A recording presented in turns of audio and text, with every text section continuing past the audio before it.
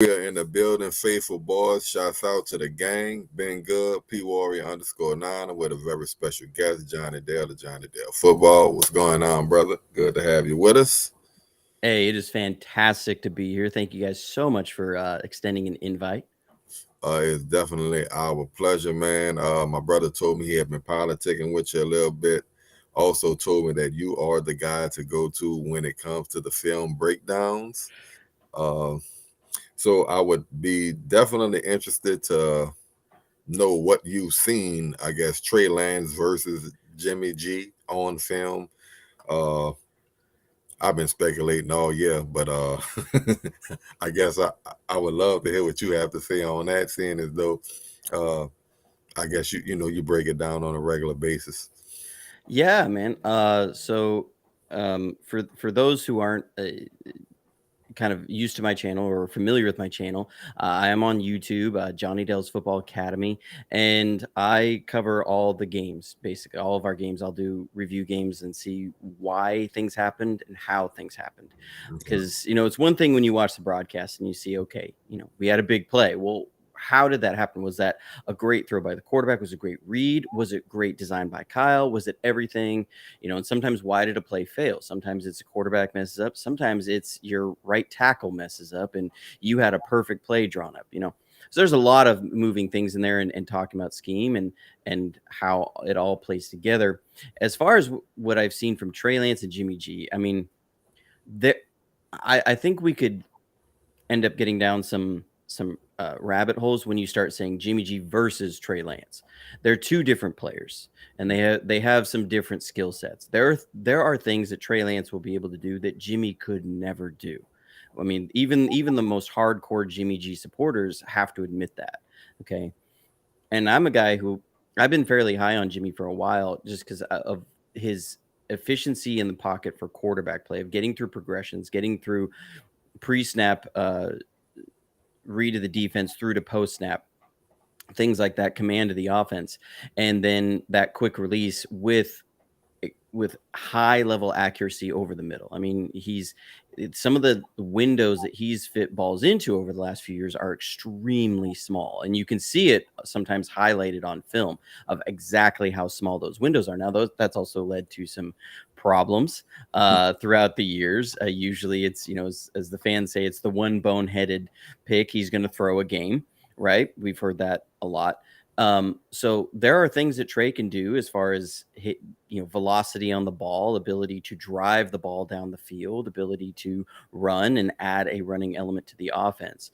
But there are also things that Jimmy G has been able to do that I don't think Trey Lance will be able to do.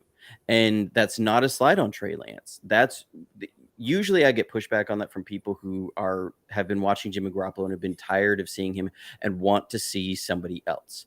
They don't want to admit that there are things that he can do that very few quarterbacks in this league can do from a positive perspective. That lightning quick release. There were some throws he made like week 17 against the Rams where he's got Aaron Donald literally 3 feet from him and he's able to flick the ball around him for a first down on 3rd and 6 on a drive that we score, and without that we don't win the game. That's a play that Trey's not going to make. He doesn't have that quick twitch, just flick it kind of arm, but he does have a running element to his game. Could he escape that play? I don't know. The biggest thing is to say that it's just going to be 100% Trey can do everything that Jimmy can do and then some would probably be a little mistaken. And to the other side of it, we don't know exactly what Kyle's going to do with Trey and how he's going to utilize some of these skill sets. I think he wants to incorporate him more into the running game. I just do. I think he wants to take pressure off of the offensive line to be able to pick up all the elements in the run game and invite the defense even closer to then be able to take more shots. You saw that in the Houston game. What you actually saw was that defenses were not playing farther back because they were scared of Trey's arm. They were playing closer, scared of his run. And so that will start affecting defenses. How that's going to play out over the next season, we'll see. That's going to be an evolution. But we actually saw closer safeties versus Trey than we did versus Jimmy. And I think the thought in the fan base has been, well, when we get Trey in there, it's going to take the top off the defense because we'll have a guy with a big arm that can hit the downfield throws. I'm not sure that that's 100% going to be why those deep throws might open up. I think it's going to be because we're going to bring the defense in, force them in closer, because you have to account for the quarterback in the run somehow. All of Kyle's runs right now can account for 8 people in the box. So that means they have to bring a ninth element into the box to account for the quarterback. If that happens, now you're pure one-on-one, okay, on the outside. So I think that's going to be the interesting thing to see play out. And as far as where the offense goes, it's going to be completely up to Trey's development and how Kyle is able to form that offense around that and get into a rhythm with him. It took Kyle really until week 7 or so to really get in a rhythm play calling wise. I mean, you could see it on film that he just didn't look like Kyle's play calling for that first month and a half. I mean, it seemed really stale and stagnant. And some of that was running back. Our running backs were not operating well in the run game. It was kind of misleading because we had a few games in there where like Elijah Mitchell would have go for over 100 yards. But as far as their being able to make the right reads in the run game, it was not clicking, and that was really disrupting the timing of the offense going through there. So I don't know if that fully answers your question, but there's some of that. Yeah, I got you. I got you. Because I know a lot of, well, myself, I've been wanting to see, I guess, throw it outside the numbers. Could we get some more chunk plays in the play action? And I do agree with you with Jimmy G as far as the quick release. I guess we all know he's going to pretty much throw the ball in the middle of the field, but he does have the ability to get it out quick and, like you say, get it into some tight windows. So, yeah, I guess not to knock Jimmy, but like you say, just wanting to see a little bit more. Mm-hmm. And Trey has the ability to bring some more explosiveness in, as far, and if you can start setting up some of those chunk plays, that will open up your run game, because they're still going to have to respect his element of the run game. So if they're going to drop that single safety back farther and he's no longer accounting for the quarterback, because you've been burned off that, Gotcha. then that means now somebody else up front has to account for the quarterback. And now that means you're playing 7-on-7 in the run blocking, instead of 7-on-8, or your cutback lanes are going to be wider. You're going to be able to, there's a bunch of ways that you can manipulate defenses then. And so, but to bring it back, I think it all comes around to the ability to run the ball and Trey's ability to add that element. That will be the thing that Kyle is going to be working on, building this offense around. Because one thing that I saw that from Trey, that it's up in the air of how much is that going to improve over the offseason and preseason and throughout the season, is his ability to operate a spread, quick timing rhythm passing game. That was not there. He did struggle with identifying some of his key reads. He wasn't as quick in the progressions. Everybody loves the passing charts, right? You see those about plays, like it'd show Jimmy's and it's all condensed in the middle of the field, and then we see Trey's and it's spread out more. Some of that was because he was later in getting the ball out. That there would be that first window throw would be open that Jimmy would always make, and he'd hold on to it for a second, and then he'd maybe run around and then throw it. And so those charts that could be condensed off those same plays look more spread out. Some of that is just Trey. The guy, he was at a small school, didn't play football for 2 years, wasn't in a passing offense. So these are things that take time to develop, and understanding the depths of your drops and your footwork and all that tied to the routes. So the more we can add his running ability into the offense, and I'm not talking about like running him 15 times a game. I'm meaning the threat of the run. If you only have to burn him once or twice with him running to start opening up the offense and start getting that rhythm going of, okay, now they've got to bring that safety closer down. Now you can hit Ayuk or Debo on a deeper route, and then now you've opened up your run game, and Kyle's just going to run it 20 times in a row and kill you, right? That's what Kyle wants to do. I mean, so as far as what is the offense going to look like next year, I think it's going to be very run heavy still. I don't think bringing Trey in means you're going to throw it 50 times a game for 400 yards. What Kyle wants to do is run the ball, and run the ball a lot. So the more Trey can help us run the ball, the more success we're going to have. What you say, bro? No, I agree with everything you're saying, and I think that his off season in terms of the mechanics and the footwork is going to be huge in terms of the passing part of the offense. I think the running element will be there. We're not asking you to, do like an Arizona game where Kyle was running them and, he was taking the hits, that kind of thing. But, Right. you know, that element, and then when you have what Debo does in the backfield, and maybe even who they add in the draft for free agency, there's been a lot of talk about Cordarrelle Patterson coming. Maybe they bring him in. So all of that, plays a part in the evolution of the offense. I think, with Jimmy, you know, fans got frustrated because everything was in the middle of the field. There was no deep shots, but that was the drawback. But the positive was the quick release. Trade will never be him with a quick release. I think everybody would know Mhm. that, and would believe that. But I think what we all have always wanted or been wanting is those chunk plays, the deep passes. And so if what you're saying is right, as the defense plays closer to the line of scrimmage, then Kyle can get that one-on-one matchup with IU, can get the one-on-one matchup with Debo or whatever other receivers out there. And that's where the accuracy and the footwork and the timing is going to have to be there when you have those deep shots, like the one play in the Houston game when they rolled him out and he threw across, from right to left, Right. and Debo was open. That's the type of play that the fans are looking at. But all of that was set up because they had established a run and Mitchell was running good, and that was the perfect time for Kyle to pull out that play action, and that's what he wants to do. So I think it's just I would agree with you that we not looking for Trey to draw back 30 to 40 times a game. If Right. he's throwing, if he's throwing between 20 to 25 times a game, I think that's what we should have an expectation of for him going forward this year.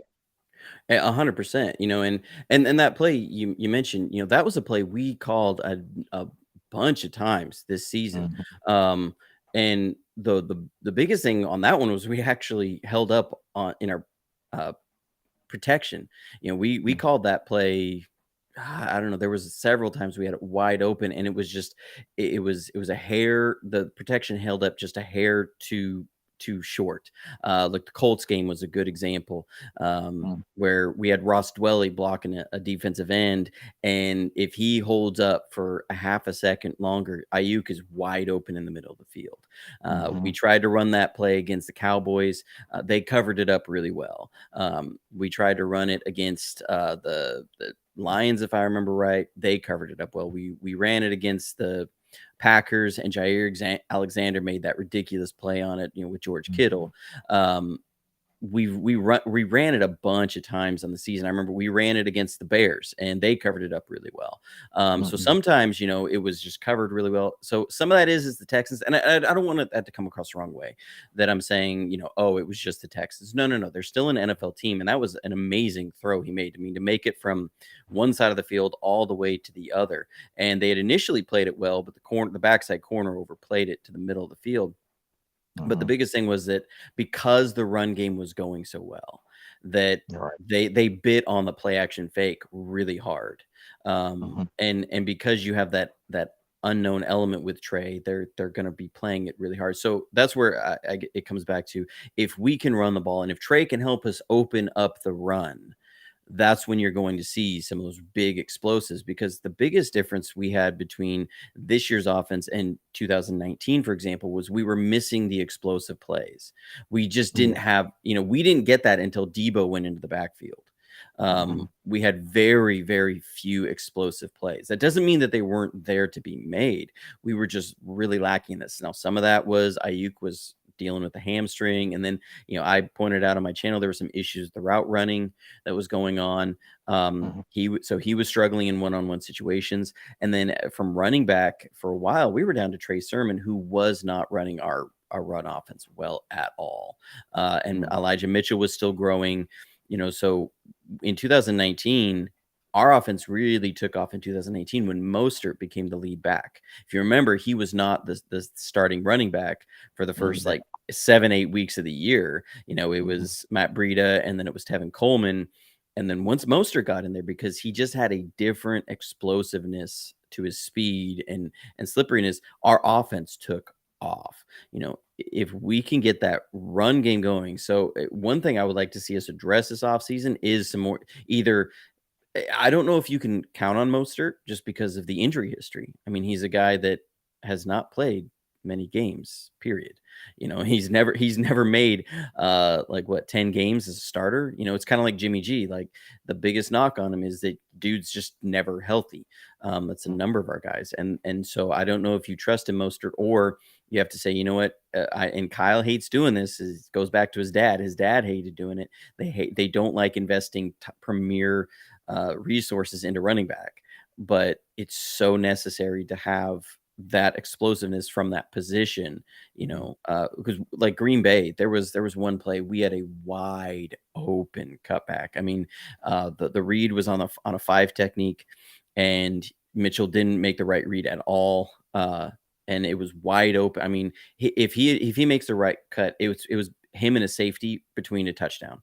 I mean, the middle safety was the only guy in position to stop him, and he was 20 yards off the ball. He makes the wrong read, and it was a 2-yard loss. So as fans, that can be really frustrating because you look at that and you think, man, they're just selling out on the run. We've got to throw deep to open this up. And it was like, no, our running backs just got to pick the right hole because the play's there. I mean, it was there. It was wide open. It was about 4 feet wide, the hole to right up the middle. But we do need more explosiveness on the offensive side of the ball. That was you could see it in the playoffs. We're desperately searching for something explosive to come out of the offense. Yeah, I would agree with you. As far as most that had that get it, a lot of running backs don't have.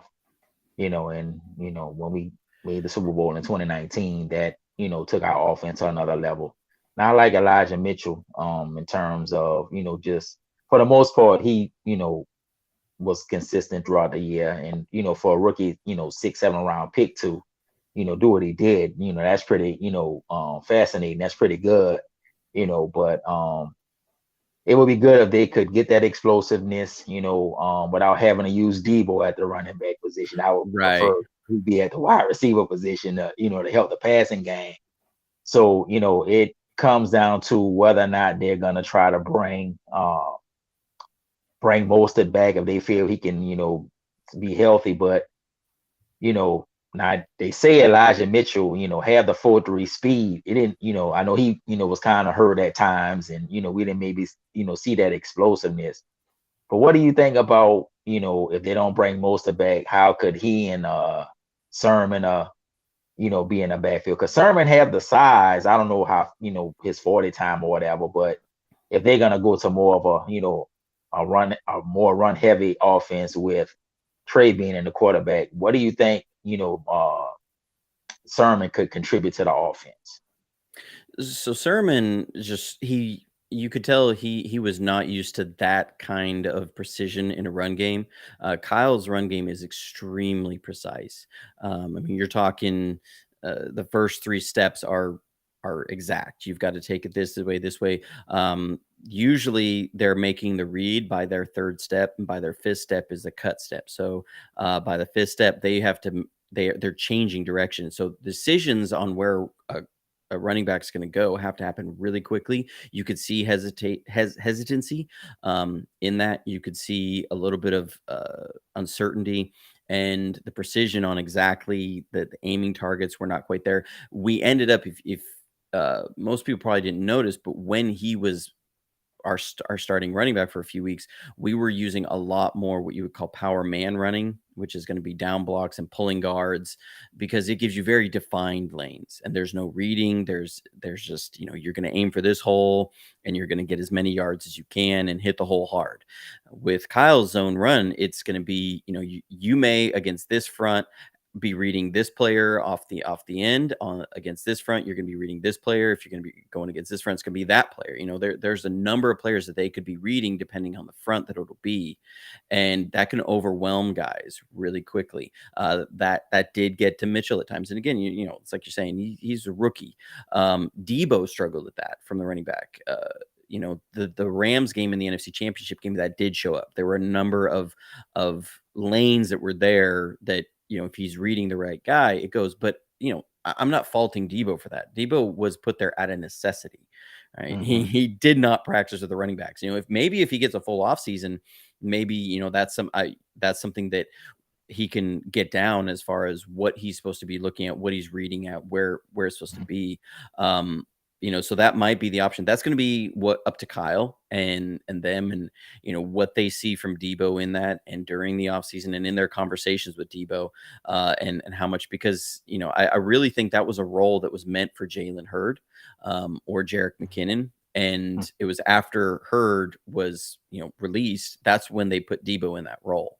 So that was a role he had never practiced. And I think there are definite scheme advantages to using Debo in that role, because you can go with a lighter personnel package, and the defense doesn't know, is this going to be a traditional, what would be 2-back run, or is it going to be a spread open pass? You have no idea, and you have to call your defense before they break the huddle and show you, right? So that creates a lot of headaches, and that created a lot of opportunities for us. So I think that's a fantastic element to have in there, but it also means that going forward, we need to be able to tighten up that run game, because the NFC Championship game, that killed us. I mean, we had no run game, and it wasn't like LA was doing anything super crazy during that. They did the same thing the Patriots did against us in 2020 when we mopped the floor with the Patriots. The defensive front they were showing was the exact same front. It was one that Bill Belichick had used against Sean McVay in the Super Bowl. So it's been used against the wide zone for quite a while. But there are ways around it, but you also have to be able to then, your players have to be able to understand where their eyes are going to be looking. And I think that threw off our running backs more than anything, because that was a front they hadn't played against all year. And also, and the Rams had never shown all year. So when your running backs are sitting there, they've got to read a certain player versus a certain front, and they're seeing fronts that they've never seen from that position. I mean, you look at Elijah Mitchell, Debo, they had never seen that front from that position before. And so they didn't know, it really confused them. And so there was a number of cutbacks that were missed. So it's definitely something going forward that you'd like to see that running game really solidify, and the offensive line too. The offensive line was really, really hard on that. It's easy to point at the quarterback and say, if Jimmy's just better, okay, was he perfect? Absolutely not. But was he the number one reason why we lost the NFC Championship game? I think it's a little too simplistic, just my opinion, and looking at the film and what I've seen from the offense over the last couple of years. I mean, that was a close game. I mean, it ended up being just as close as the Super Bowl. So we have to be able to have quality performance from every starting position. When you get in the playoffs, that's what you have to have. The Rams had that. We did not. And yes, Jimmy didn't make some plays, but so did a bunch of other players. We as a team were just not good enough that day. And going forward, we have to be better. And can Trey bring some more explosives? I sure hope so. Because if you're moving on from Jimmy G, what you have to do to be better than Jimmy G is be more explosive. You're gonna have a hard time dropping back only 25 times a game and being a ton more efficient than him as Trey.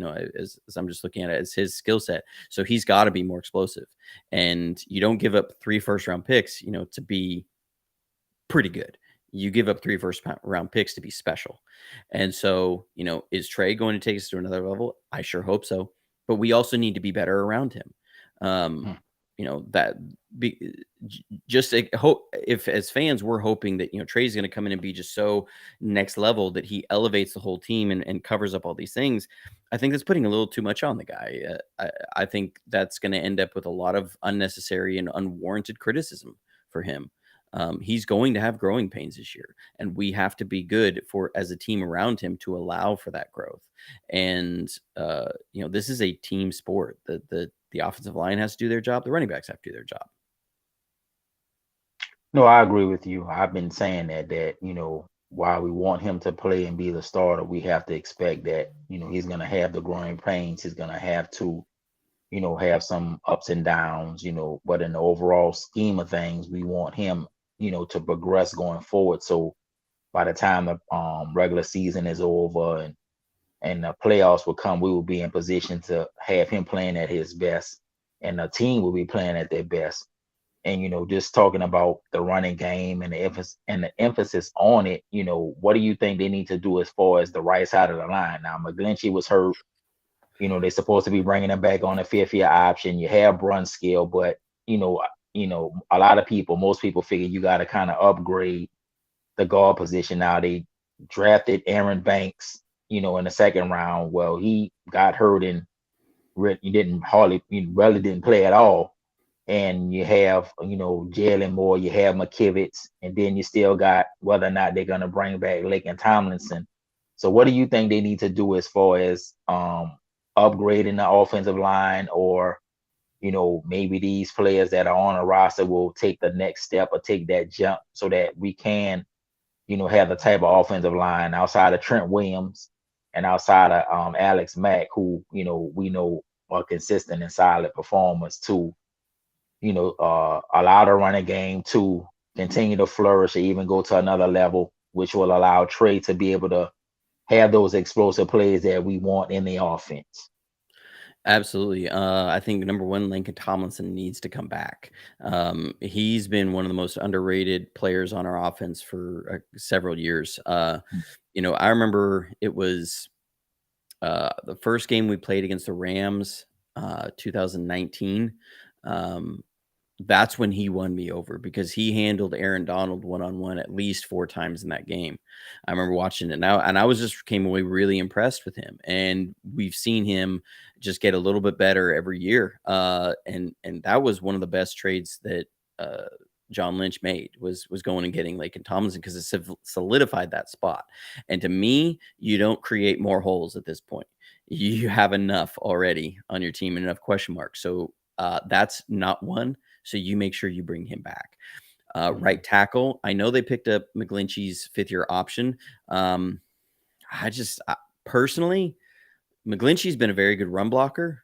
Had a lot left wanting as a pass blocker.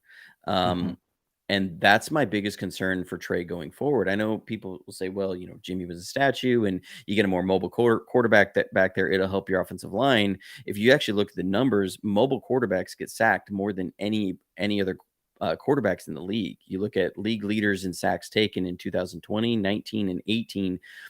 Of those, if you look at the top 3, there's 9 guys on that list, and one of them is not a mobile quarterback. You're talking guys like Deshaun Watson, Kyler Murray, Josh Allen. All these guys are on Russell Wilson. They're all on the most sack list. So hoping that a mobile quarterback will help your offensive line, I think is a fool's errand. You just need a better offensive line. We've seen that with Russell Wilson for years. I mean, the guy's been making some amazing deep shots, but his offensive line has been terrible. I don't want to see that happen with Trey. I want the best offensive line we can have around him and let him flourish. I want him to have a Tom Brady offensive line. I'm not sure Kyle will build an offensive line like that. He wants to run the ball, and so he likes run blockers. That's why they like McGlinchey. McGlinchey is a top end run blocker. He's a subpar pass blocker. That should tell you what Kyle's priorities are in the offense. That we're talking 5 years now with McGlinchey, and they've known this. And right guard has been a spot of woe for years. We can all remember them trying to handle Chris Jones in the Super Bowl. It was the right side of the line and right guard. I mean, that was Mike Person. Yeah. I mean, and it's been problems each year. So, that is a position you were hoping that Banks was going to be that guy. I don't know if he is. I think they need to really look at whatever they got to do, whether in free agency or, going to the well again in the draft to get whoever they got to. They've got to solidify that position. Get Trey the best offensive line you can. You see year after year. I mean, the Rams, when they played us in the NFC Championship game, they allowed way less pressure than they did Week 17. And that was a big difference for them in that game. that's what we want to see, is an offensive line that can take over a game. We were missing that in the Super Bowl. We should have been able, up by 2 scores, just run the freaking ball and grind the game out. That was who our team was that year, and we couldn't do it. Uh, we couldn't do it against the Rams this year. We need to get that offensive line to a point that they're the best unit in the league. That's my opinion, because I think if you have the best offensive line in the league with a highly talented quarterback like Trey, this team will go a very long way. No, I agree with you. And as I'm listening to you, I'm thinking about him, and I'm comparing kind of I kind of always compare the offense to maybe like the Cowboys in the early 90s, but they had a great offensive line, because I don't think they had an amazing offensive line. Yeah, they used to call it the Great Wall. So I think, just to kind of piggyback off of what you're talking about with the mobile quarterbacks, I think it's kind of a misconception with Trey. Trey really doesn't want to run. He wants to sit in that pocket. Right. Now he will run if he needs to, if the pressure's there, and he will throw on the run. And a lot of times in the games that he did play, he wasn't running to necessarily, outrun people. He was trying to run to get, as many yards as he could. He got out of bounds. And that's one of the things we were talking about. We've been talking about as well, that he knows how to protect the ball. So I don't think that he is necessarily trying to, run and even, run outside of the pocket or trying to, make some kind of crazy play. I think he wants to sit in that pocket, read the defense, and take what the defense gives, and throw to the open man. And so if we can give him the offensive line that will be able to run block effectively and at the same time pass block effectively, then we can see him at his best out there. I think, a lot of people are like thinking he's going to be running around and throwing on a run, like, like the Lamar Jackson and Josh Allen types, because I actually was tweeting Brian Baldinger, and I was asking him, well, do you think, he kind of compares to Josh Allen? He was like, no, Josh Allen is a little bigger and a little faster. Mm-hmm. And so I was like, okay, that's a fair, that's, I would agree with that, So I think, some people compare Trey to Russell Wilson on some level, as far as, staying in the pocket, throwing from the pocket, and then he'll take, he'll run when he needs to run and throw on a run when he needs to throw, in those situations. So I think that, Trey is going to be that pocket quarterback, that will run when he needs to run off the, line breaks down. He have the ability to do it, but I don't think we should expect him to be, like a Lamar Jackson or one of these, all over the field, just throwing all over the place type of quarterback. So, I just think that if, like you said, if they can get the offensive line straight, especially the right side, then, and if they keep Lakin Tomlinson on that left side, then I think they'll be fine. So, we'll just see what happens, going forward with that. 100%. I mean, and I think Trey has a much better chance of being much more efficient than Russell Wilson has ever been. I'd said it for a few years that Russell Wilson has the deep ball and he's got the scramble drill.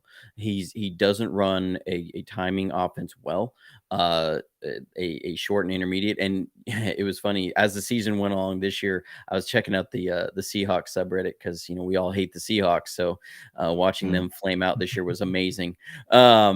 But I was checking out their subreddit, and that was the biggest complaint of their fans. They're like, Russell can't handle, a quick passing game and everything. I think Trey can go well beyond what Russell has done in that regards. Now, is he going to be the scramble drill guy? No. And I don't think he wants to. He's not that kind of guy. And like you said, a lot of comparisons get made to Josh Allen. That's the number one comparison I think as fans we look at. I don't think that's what's going to happen. Expecting Trey to be Josh Allen, Josh Allen is Josh Allen, and he's a special talent. Trey Lance is going to be Trey Lance, and he's a special talent. Trey's going to do it his way, and it's probably not going to look just like Josh Allen, and that's fine. I want Trey to run the system as well as he can to a high level, Mhm. and be as special as he can be and be Trey, because that's going to be fun to watch, and that's going to be really exciting to watch. I think Mhm. the best comparison we can actually make for Trey, or what we hope he's going to be, is more along the lines of Steve Young than Josh Allen. A guy Mhm. who has the ability to deliver the ball anywhere on the field and runs the Shanahan offense. Mhm. Steve Young did that to as well as anybody has ever done, but also has the ability to burn you with his feet. I mean, Steve was Mhm. was a runner. He could run, but he was going to burn you from the pocket well before he'd take off and run. Mhm. He was going to exhaust the play, and that's what we want to see from Trey. I don't want to see, if 1 and 2 are gone, you take off and run. You want to see, okay, are you eliminating 1 and 2 pre-snap, getting to 3, it's still not there, and then running. Mhm. That's what I want to see out of Trey, because that's when this offense will go to the next level and will be almost unstoppable. You look at guys who've won Super Bowls over the last 20 years.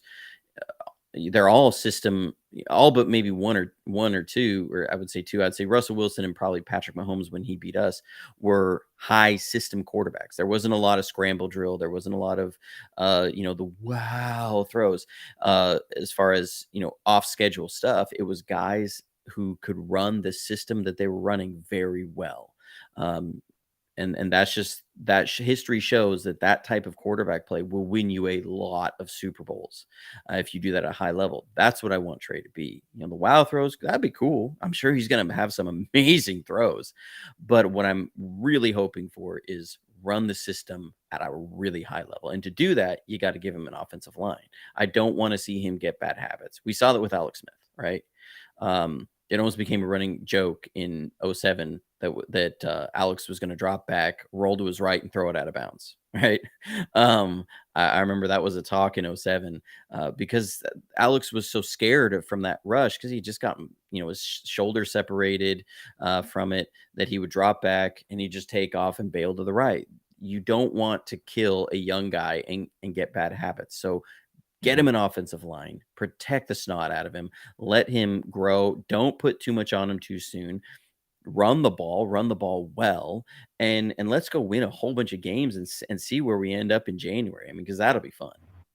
Yeah, I agree. And I was just about to ask you, based off of, you know, and not so much saying him versus Jimmy, but what do you think in terms of like the passing game, in terms of the routes, and the different type of routes they might run with Trey versus what they did with Jimmy? And I'm saying that from the standpoint of, you want him to run the system, but do you think that Kyle maybe will maybe expand some of the routes, or tweak some of the routes to kind of fit what he thinks Trey can do, in terms of throwing the ball deeper versus what Jimmy offered, which we know was maybe to the middle of the field, certain routes, slant routes, some of the routes that you even broke down on film. Yeah, yes and no. Some fans probably won't like the answer, but what you saw from our offense for the last 3 years was pretty much the same offensive system that Kyle's always had. Mhm. When you look at what he's running in Atlanta, and when we're talking about deep routes, a lot of times, like, I've often asked different fans, okay, what do we always mean by, like, 'cause we have to start defining, what sometimes we mean by that. We're meaning the deep fade. If it's a deep fade, I don't think you might see a couple more shots, but you're not going to see many of them, because when you look at Kyle's playbook, which a good portion of it's been leaked online, that you see a lot of them are what we call alerts, and so what that means is that is triggered at, as a throw under very specific conditions, and those are usually game plan conditions that are put in installed during the week. Now, if you're, Mhm. say, the 2016 Falcons, that might be, we have Julio freaking Jones on the number 26 corner in the league, so we're gonna throw it there every time we have single coverage. That's gonna trigger the alert, right? Um, in our offense, you didn't see that a whole lot, because one, we didn't have Julio Jones. Now, that's not to say we have bad guys. I mean, Debo's great, but Debo's not a fade route runner. We saw several shots taken to Debo this year, and he was blanketed. He's not going to separate on that fade route. He's great in everything else. Ayuk, we did see it in the NFC Championship game. We saw Trey take a shot versus the Texans. Can he be that guy? The hope is, but let's see how that goes. That maybe that trust will be there with Trey, and maybe he does take that shot some more. But those are condition specific shots. Now, if we're talking like deep crossers, deep overs, deep comeback routes, things like that. I don't know if we're going to see a lot more because we did run a lot. And are we going to see, throwing the deep post instead of the crossing route on some of these play actions? That's where safeties playing shorter can come in because now you can get behind the safety if he's playing shorter. It's easier to do that anyways. So I don't know if we're going to see a lot more as far as deep shots all the time. That's not really Kyle's offense. Kyle's is we're going to try and make a very calculated deep shot. He doesn't like to take chances. He likes to keep the offense going. And if that deep shot's not there, we need to be able to get something out of it when it's not there and not throw a pick, like Jimmy has done a couple times, or just eat a bad play. So you want to see Trey do that. But as far as are we just going to see the ball now flinging all around the field? I don't think so. It will depend on the run game because so many of our chunk plays in the passing game are dependent on that run game. And the more that run game goes, the more those open up. We've seen that when Jimmy's here. We saw it when Trey was here. Against Arizona, we didn't have those. The run game was not clicking. Trey was our only running threat, right?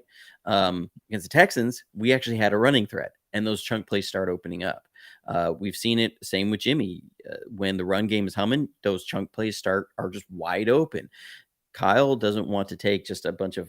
I have a matchup over here that I like a lot. I haven't seen that over the last, even going back to his last year in Atlanta. It was sometimes with Julio, but a lot of them were deep crossers and things where it was schemed open. That was an old Bill Walsh thing. Bill Walsh used to be all about. He would have the home run shots. He would set up a play. Then you hit a variation on it and you hit the deep shot.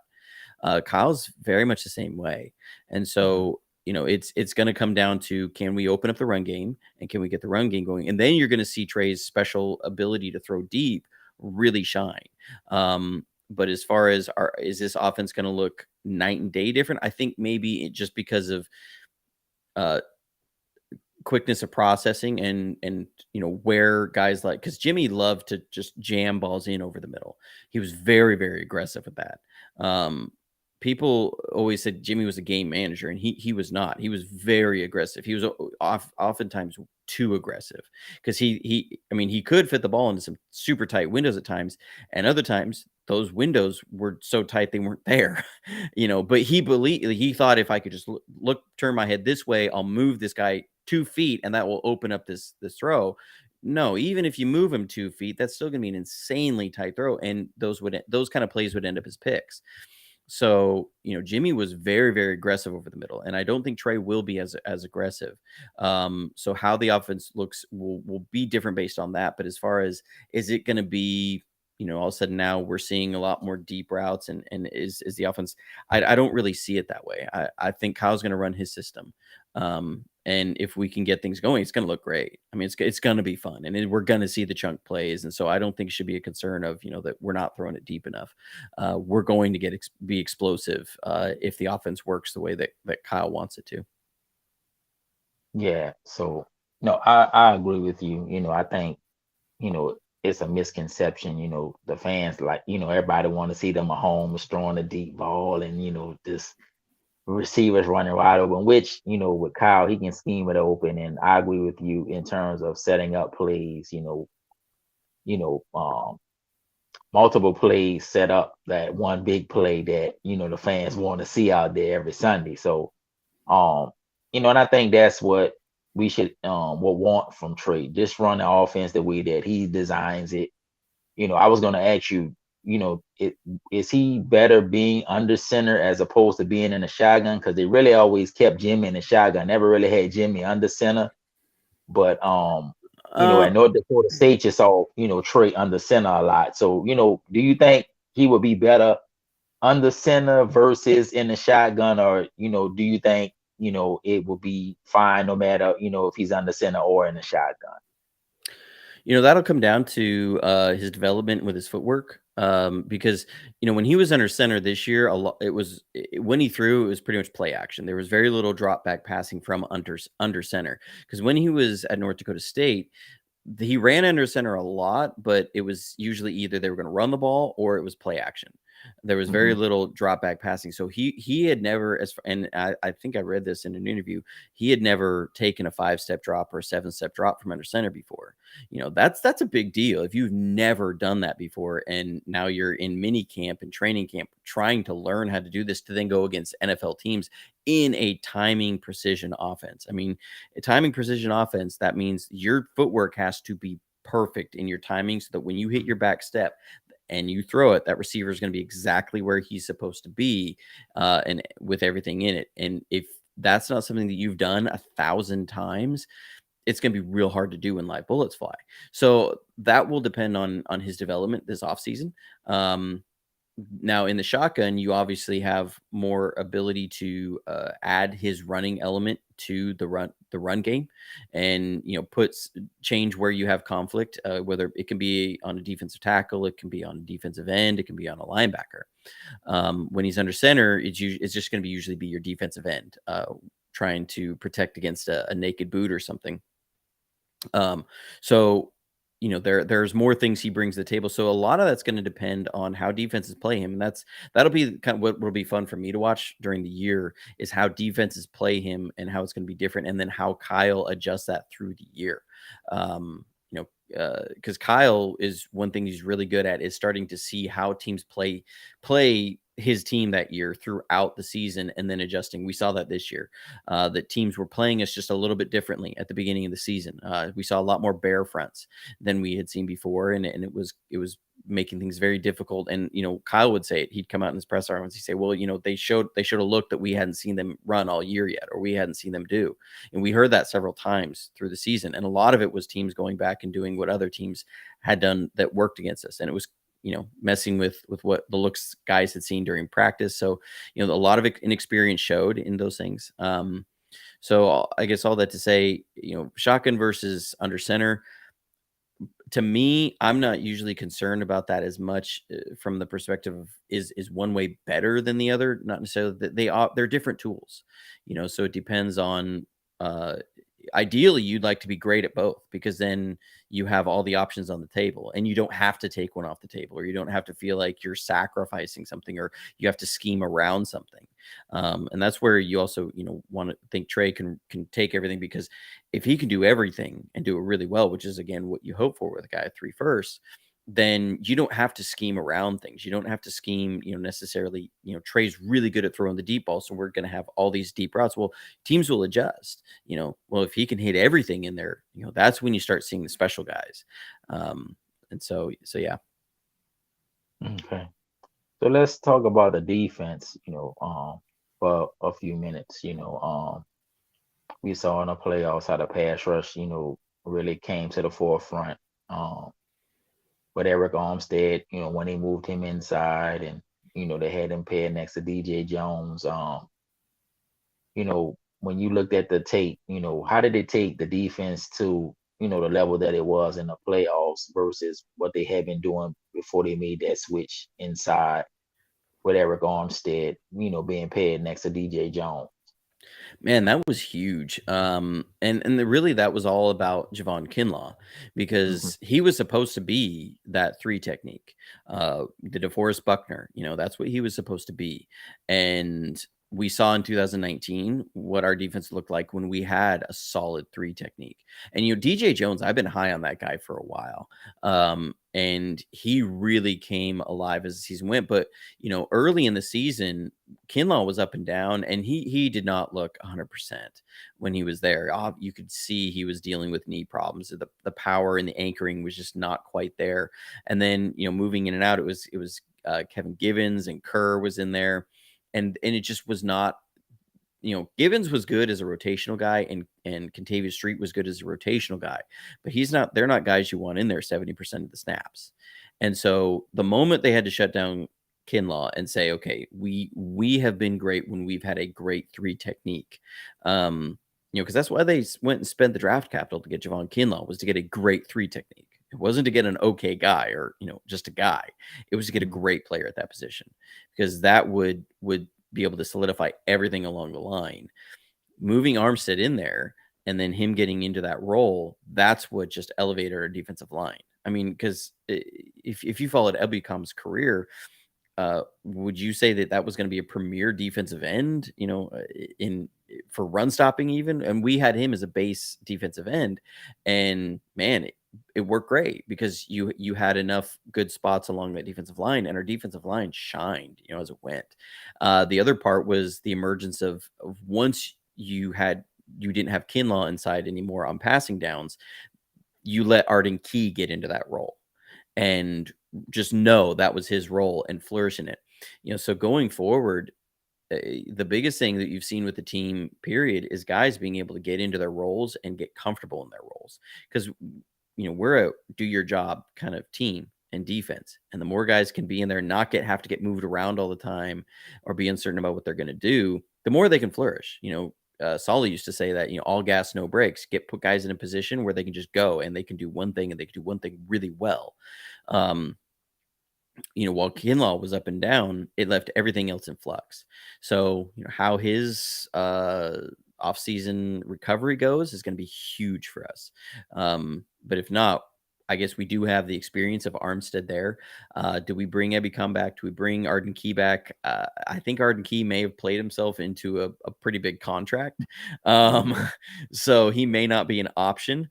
But I loved the matchup of having him there because he was too fast for the guards. And it created so many possibilities from the pass rush standpoint, and you could see D'Amico Ryans really playing with it down the stretch, and so I would like to see us be able to get somebody in that role. I think he's going to get well paid this offseason, though. Yeah, I would agree. Just in terms of, I hope they can bring DJ Jones back, and if Kinlaw is healthy, then we would really have two big stout, defensive tackles inside. And then, like I said, Eric Armstead is great because, he can play on at the defensive end position. And also you can kick him inside in those pass down situations. And then they'll probably delve into the draft to try to find some pass, rush help as well. So, let's talk about the linebackers. What do you think about, Fred Warner and Aziz and I'm drawing a blank on his Greenlaw. name. Greenlaw, yeah. What do you think? What did you see on the film that, you think going forward will allow them to be maybe the best linebacker trio in the league? Man, well, we know Fred Warner's amazing. Was he full to his all pro level early in the season? No, he wasn't quite there, but he was still better than 90% of the league. Right. Al-Shaair was phenomenal this year for the most part. Dre Greenlaw was very excited. What I mean is he got himself out of position a number of times. He's a very aggressive player. I will say that the play of Al-Shaair is going to make the decision really tough. They're not going to be able to keep all three guys. You just in a passing league, you can't invest as much as they would have to in three linebackers. You can invest in two, but you can't invest in three like that because the way Al-Shaair played, he would get paid a lot of money. Dre Greenlaw has played well enough through his career that he would command a good amount on the open market. I mean, think of the kind of contract that Quan Alexander got when we signed him. I mean, you're talking big money contracts. That's what these guys would command, because when you look at the quality of play from Al-Shaair or Greenlaw to Quan Alexander, that's the level of play you're talking about. So that's the kind of level of contract you would expect. You can't have three big contracts at linebacker. So it's going to be a tough decision. And I think this next season will be real fun because I think you're going to see those two guys playing for who's going to stay in San Francisco. You're going to have them battling it out in practice for who's going to stay with the team past this next year. But it's going to be fun to watch next year. So I really hope we can take advantage of it. Right. Yeah. Because, both of them are good. Well, we know Fred is all pro Fred, and one of the best linebackers, or maybe the best linebacker in football. And then, like I said, Aziz, he was undrafted, coming off a knee injury. And then you just to see him develop and turn into a beast out there, just the way he hit and can cover. And Dre is kind of the same thing. So yeah, it's gonna be rough to see one of them leave, but yeah, we better enjoy it while we have it. So I would agree with you there. What you think about the cornerback position? Because they started out with Verrett and Mosley, and they both got Verrett tore his knee up in the first game, so he never played after that.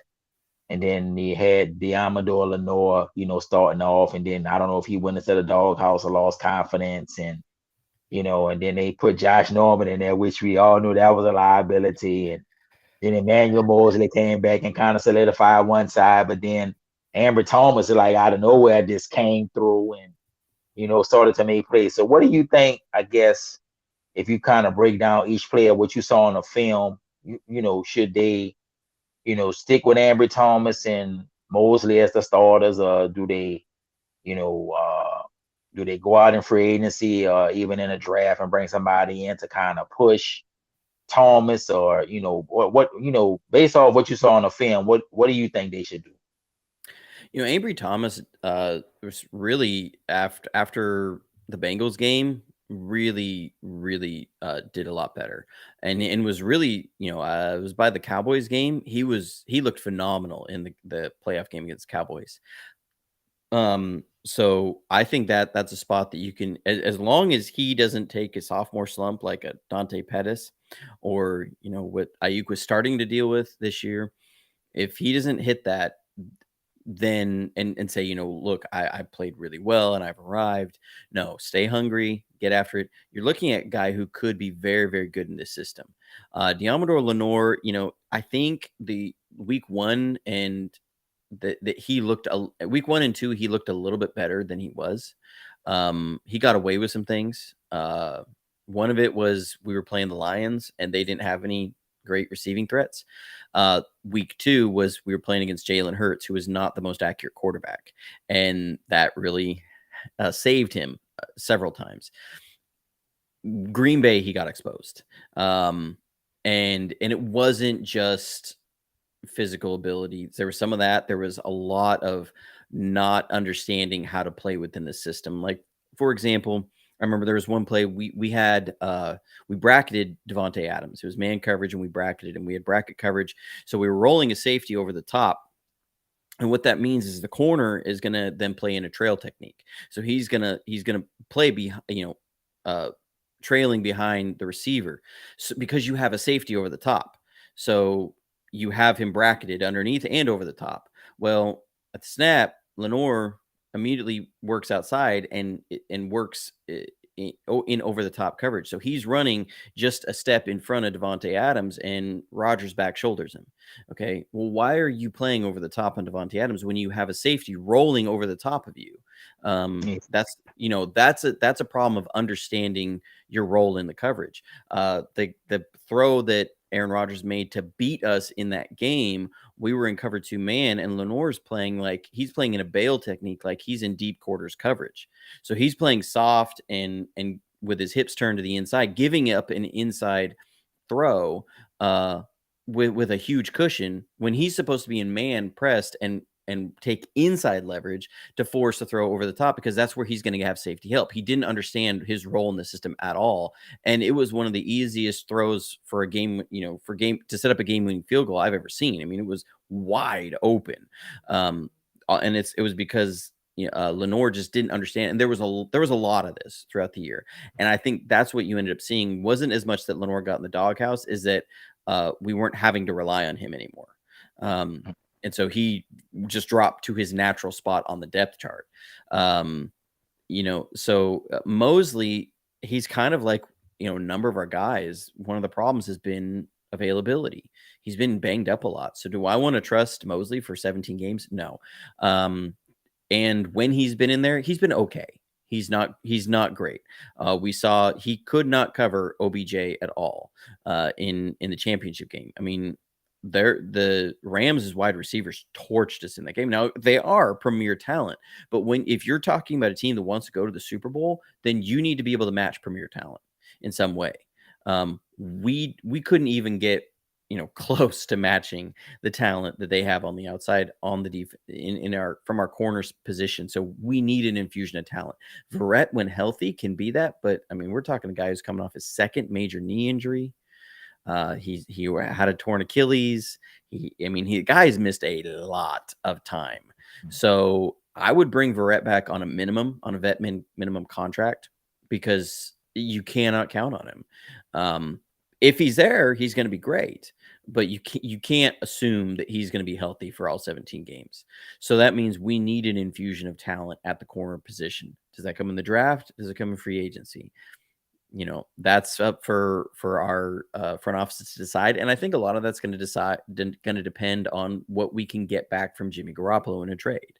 I think where we invest in a number of places is going to depend on what we can get back from Jimmy. So Yeah, I think they're gonna probably maybe do a combination of the draft and free agency, depending on who's out there and what kind of contract they, would take, or what type of deal, would be, to the advantage of the team.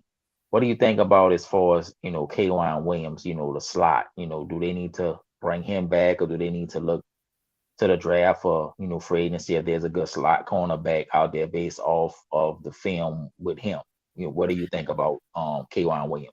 K1's a guy I really like, and I want to like him a little bit more, but sometimes he makes it tough. Now, he's also drawn some really, really tough assignments. I mean, playing that slot is real tough, especially if you're going to match up man coverage with Cooper Kupp.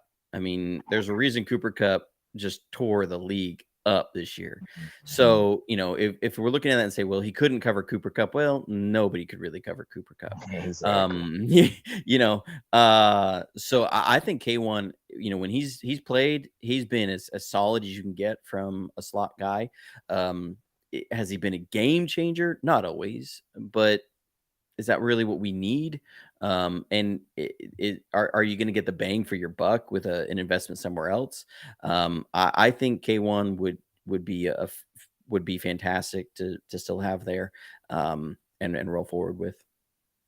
Okay, and let's talk about the safety position. We know Jimmy Ward is there, and for the most part, he's been solid and tackling, and even got a couple interceptions this year.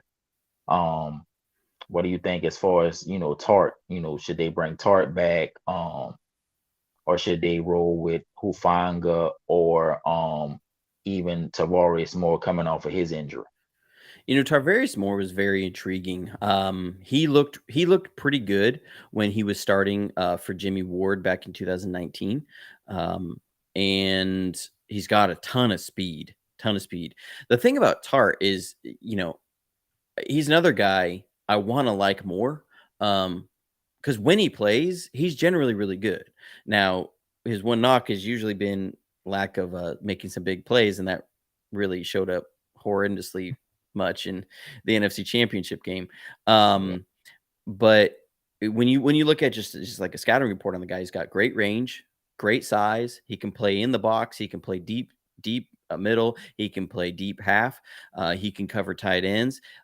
He's a great open field tackler and incredible closing speed. When you see Tart run down a play, for a run fit, his closing speed is it's a little bit different than you see from a lot of guys, especially from guys his size, because you don't realize how big he is, and you'll see it on film. He looks like a linebacker, running down receivers, on some reverses and stuff, and he's a big guy and will just swallow guys up.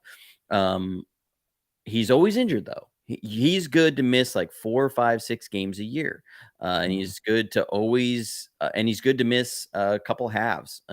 He's good to go out in the third quarter at some point in a game. So how much is that playing? Hafunga was a good surprise. He doesn't have the kind of explosive speed that Tart does. He doesn't have that kind of range. He's not going to be a guy that you can move around like Tart, put him in the box, put him deep, and he's going to do both equally as well. Moore has the potential for that. He's not as physical because he doesn't have the thickness of a Tart, but he's intriguing because he's under contract. And so, if you can feel like you're gonna come out reasonably the same with Moore, I'd say you roll with Moore because Tart has shown that yeah, you're gonna get decent production out of him, but you're also gonna have 4 or 5 games lost a year. I mean, it's just guaranteed.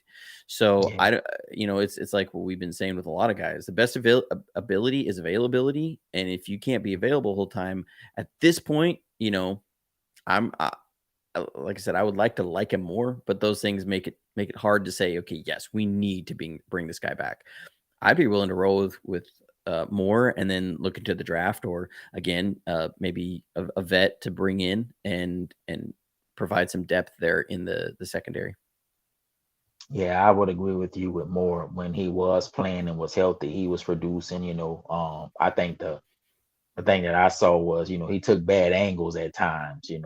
when he was, one on one with a receiver or running back or whatever in the open field, he would, just take a bad angle and just let the man get around him for whatever the reason. But, when he was playing well and had the confidence, he was even, showing the physicality that, we would want from, him playing the position he was playing for him. He's not as big as Tort, but he does have that speed, and I think he maybe has a similar range, just maybe not the physical size. So, the fact that, he was hurt, I think if he would have been healthy, they may have let him start and let Tort just, test, the free agent market, which he did. He, ultimately came back on a 1 year contract. So I think if he comes back healthy and depending on what happens in free agency with Tort, then they may just let Tort just go and let him, give him his chance, to play, that position. And then, like I said, you got Hufanga, but I could see them, also kind of delving into the draft. So before we let you go, man, I just want to get your impressions on, I guess, we kind of, pretty much covered the entire team, and what we think, they should do, to kind of propel trade going forward. One area you think that they could maybe upgrade in the offense to, take it to the next level. And then, one area defensively where they could kind of, you think they need to show up to kind of, solidify the defense. And, I'm not going to talk about special teams because I think we're pretty solid in terms of the kicker and the punter. They could use some returners, in a, as far as the kickoff and punt return game. But hopefully they'll address that in the draft. But one area on offense where they can, improve to take it to the next level. One area on defense where they can improve to take it to the next level. On offense, definitely the right side of the line. That was a huge liability. If you just look at the Green Bay game, if you look at the pressure rate for Jimmy Garoppolo in that game, he was pressured the same amount of times as Aaron Rodgers was, and we all saw how much we were harassing Aaron Rodgers, right? Like Aaron Hmm. Rodgers looked like he was under pressure every time he dropped back. Jimmy had the same amount of pressures, was sacked more than Aaron Rodgers, and dropped back 10 fewer times. Okay. That's how bad our offensive line was in that game. Um, our there was only 2 quarterbacks who were pressured at a higher rate than Jimmy Garoppolo in the playoffs. That was Joe Burrow and Jalen Hurts. The pressure rate Jimmy Garoppolo was facing was bad. I mean, and it really showed up in the playoffs because I had this discussion with some fans. I think it was last week about that, and they were like, "Well, you're just looking at the playoffs." I said, "Yeah, isn't that the point though? I don't want to just have a good regular season next year. The idea is if we're going to move on with Trey, we need to go to another level, and we need to not lose in the NFC Championship game. We need to go win a Super Bowl. I mean, that's what we want, right? So we don't want to be a team that our offensive line is one of the worst at it in the playoffs. We want to be one of the best. You look at Josh Allen's pressure rate in the playoffs; it was 8%. Okay, Jimmy Garoppolo's was 28%. Like, think about how good Josh Allen looked. He was pressured only 8% of the time. That you can make your quarterback look really, really good, when that happens. And some of that, yes, is Josh Allen is very, very good. But imagine what this team can do with Trey if you're pass blocking at that kind of a rate. I mean, that's what I want to see. And that's what you'll see an unstoppable offense. And that gets me excited. So to me, fix that right side of the line. Whether that's get McGlinchey in there to work on that pass pro like he's never worked in his life, or not. I don't know. Is Aaron Banks the guy that can come in and solidify that right guard spot? That's up for them. I hope so. That would sure help in other resources that we're going to have to use. Is that looking into free agency? Is that there? Is that in a trade somehow? I don't know. Whatever you got to do to me to solidify that right side of the line, that's what you need to do to take the offense to the next level. On defense, it's the corner position. We have not been able to slow down some of the better receivers ever over the last 3 years. None. And it's one thing. Okay, I get it. They're these guys for a reason.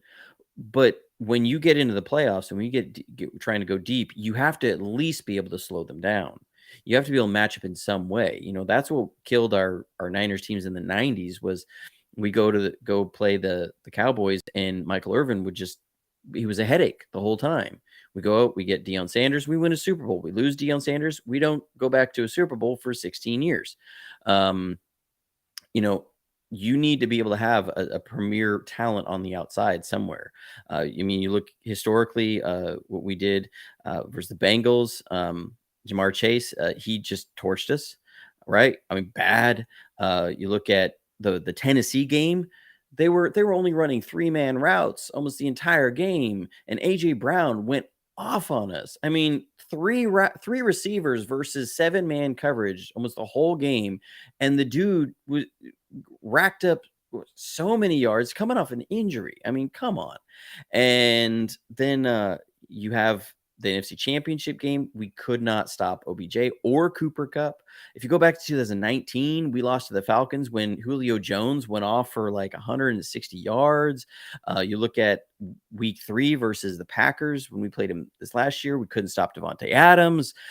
This has been a problem over and over and over again. We not even being able to slow guys down. I remember week 1 of 2020, DeAndre Hopkins just torched us the whole game. Okay. And I get it. These guys are good, but we don't have anybody who can match up at all in that area.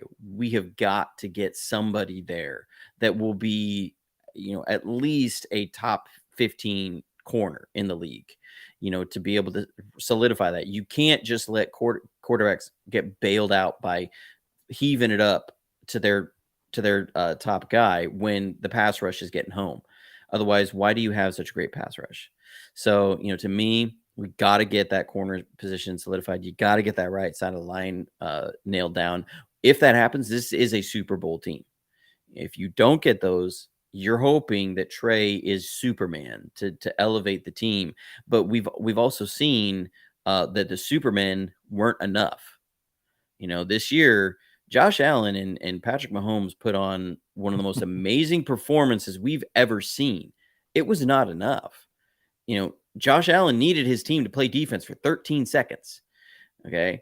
That was the difference between the Bengals and the Bills. Was the Bills played defense in the second half, or the Bengals played defense in the second half. The Bills did not. So if we're hoping that Trey will be he would have to be unreal to overcome the rest of the team not showing up. Because Josh Allen was like one of those once in 15 years kind of performances. And so if we're counting on that Trey is going to have that and then some, no. Solidify that corner position, solidify that right side of the line, run the system well, and let's go win a Super Bowl. Mm-hmm. I agree with you. Yeah, that's the two glaring areas. I think if they shore that up via the draft, via free agency, then we can definitely go with Trey to win the Super Bowl, because we can't have the expectation that he is going to be Superman, that he's going to be able to bail us out, because you got to expect he's going to have some growing pains. He's going to have a learning curve, as he plays and, gets the snaps and, is out there, dealing with a live bullet. So, yeah, I would agree with that, and I think they know that. So, let's hope, as free agency starts and, they try to bring most of their own free agents back and maybe go outside of the building and bring in some players who they think can, help the team be better, that, that will take place. So before we let you go, man, just want to thank you for coming on with us, man, and breaking it down and, just go ahead and plug where you're at so people can, find you on YouTube and on Twitter. And, as the preseason and all of that stuff get rolling, a couple months from now, I know you'll start doing your breakdowns and the regular season breakdowns. And, I just would tell anybody, man, if you really want to see this thing broken down and really get that perspective, man, Johnny is the guy for you. So just go ahead and plug everything before we wrap this up. Hey, I appreciate it. And let me say as well, if it's okay, man, prayers out to Ukraine right now. I know we want to talk Yeah. about football and everything. It's been hard for me to watch a lot of that stuff for the last couple of days. So I just want to say my prayers are out to them. People over there, but on YouTube, you can find me at JonnyDel's Football Academy. Now it's JonnyDel, like you see on the screen, apostrophe S. So it's JonnyDel's. It's my football academy. On YouTube, you can also find me at JonnyDel's FA on Twitter. There's no apostrophe in that, but that's for JonnyDel's Football Academy. Those are the two places I am the most, and people can interact with me there. That's how you found me, was on Twitter. And yeah, as free agency comes around, I'll be ramping up some more content, looking at either, who we're going to be signing and stuff. Every year I've done videos on our free agency acquisitions of what we can expect. So I will be doing some scouting. Now it takes a while to do those because there's a lot of film to watch and it takes a long time to watch it. So, it'll be rolling out here as the time comes. I don't have any access to college film. I wish I did. I've been trying to knock down a few doors to see if I can find some of that. So I don't have a lot of film on prospects, but I will be doing things. I'll probably be doing a video for whoever gets Jimmy in trade, to let them know what they're getting, good and bad, from that. Personally, I'm hoping for at least like a 20 to 26 range first round pick value out of him. I think he's worth it. I think a lot of it's going to depend on what Mike McDaniel sees with the film on Tua Tagovailoa. I think he's probably diving into the film right now to see, is he going to be the guy for our organization? And if not, then I'm going to go solve that with a guy that already knows the system. So I think that's a definite possibility to me. I think there's a lot of other good options out there, with not many good options in the draft and teams ready to go after the playoffs. I think he's going to get a decent return on us. So that'll be interesting to see. And I'll be making some content for the team that is able to get Jimmy, and hopefully he'll be able to take them to playoffs as long as it's not against us. We don't want to do that, but I wish him well, but not against us. So exactly. Yeah. Gotcha. Yeah. Well, we'll be looking forward to the breakdowns, man, and having you back on as this free agency thing goes forward. The combine is this coming week, and so that's gonna ramp up with the rumors and the speculation of where Jimmy could go, and then free agency starts, I think, on the 16th of this coming month. So in the next 2 to 3 weeks, we're gonna get a lot of information on draft prospects and NFL players with trades and different scenarios coming out. And so you want to stay tuned to, us here at the Faithful Boys and, JonnyDel Football Academy with his breakdowns. And, you can find him on Twitter and YouTube and just be in that Twitterverse because it's already ramped up with all the speculation with Tom Brady and Aaron Rodgers and Jimmy and, all of this stuff. So just be looking out for everything from Johnny, from us here at the Faithful Boys. So on behalf of my co-host and sidekick being good, he had to leave. He had a family emergency. So when I get off, I gotta go check and see, how that's going. And so we just want, hope everything going well with that. So on behalf of my sidekick being good, this is P Warrior _9er. Thankful to have our special guest on tonight, JonnyDel's Football Academy. And as we always say, bang, bang, enjoy your night. Praying for Ukraine. And like I said, bang, bang. We'll see you next time. Peace.